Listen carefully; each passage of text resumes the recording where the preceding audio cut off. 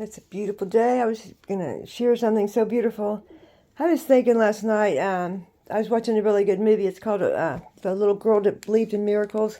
And I was thinking, we had 12 children in our family, and I was thinking I was the fifth. And I just remember as a child always like kind of being God conscious, like, I don't know, even when I was just really small age. And I was puzzled by that. And then I was realizing that when my mother was carrying me, and if I wouldn't have looked just like her, I would have thought I was adopted because I was so different from all my family. So I really wanted to know what was going on in my mom's life when she was 33. For some reason, I just was thinking that when I was, I don't know, I guess in my late 30s. And she's like, "Oh, honey, I was pregnant with your sister." And she's telling me that she had an experience with God and she changed her religion and she got the Holy Ghost and was dancing around the house. And Dad thought she was, batshit crazy because you're like, that wasn't my mom's nature. She was very timid and quiet. And she was Catholic. She changed her whole religion. And so, like, I said, "Mom, are you sure?" And then I go, so the next day, it was still on my mind. So the next day I said, "Mom, are you really sure that Bonnie was the one in your stomach?" "Oh, yeah, I was dancing all the time." Well, I was so puzzled by it, so I asked her, "Mom, how do I get my birth certificate?"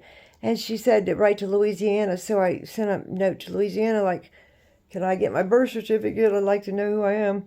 And so when I got my birth certificate, I thought it was so incredibly amazing that not only would I be intrigued about the number 33, what was Mom doing, that I found out that that wasn't my sister, that was me.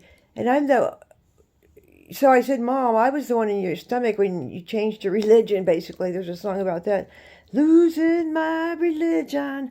And so, "Oh, yeah, Mom, I'm going to send you my birth certificate because it says Shirley Bailey, age 33, Brenda Bailey." Um, so it was me. And not just that, like I look so much like her. But like seriously, if I would not have had my mom's eyes, hair, cheeks, coloring, everything about her physical feature, I would have been doing some searching. Was I adopted because I was that different, and I still am. But my mom had some great things that she said. One time I said to my mom, I said, "Hey, Mom, do you know of anybody that hates you?" And she's like, "Oh, I don't know, sugar. I'm just too busy loving people to notice if anybody hates me." And I thought that was really interesting the way she would say things. Or she would say, "I'm too grateful to be hateful." She was always just like showing a trooper's attitude. And like, so I grew up seeing miracles. I remember one time it was raining in Louisiana and we hung our clothes on the clothesline. And Dad was really precise about his clothes being not only ironed but starched.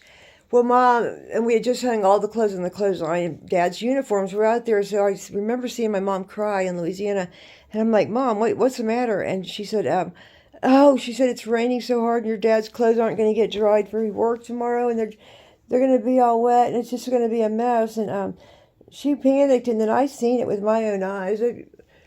I believe I was like around 11.